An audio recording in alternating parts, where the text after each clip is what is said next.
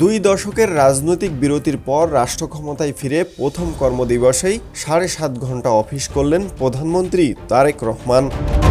বুধবার ১৮ ফেব্রুয়ারি দুপুর ১২:৩০টার দিকে নতুন প্রধানমন্ত্রী সচিবালয়ে প্রবেশ করেন। এর আগে সকালে সাভার জাতীয় স্মৃতিসৌধে মুক্তিযুদ্ধে শহীদদের প্রতি শ্রদ্ধা জানান তিনি। এরপর বাবা সাবেক রাষ্ট্রপতি জিয়াউর রহমান এবং মা সাবেক প্রধানমন্ত্রী বেগম খালেদা জিয়ার কবর জিয়ারত করে সচিবালয়ে আসেন।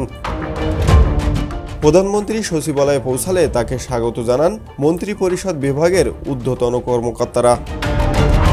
নতুন ১ নম্বর ভবনের ৩ তলায় প্রধানমন্ত্রীর জন্য নির্ধারিত কার্যালয়ে তিনি প্রথম দিনের মতো অফিস করেন।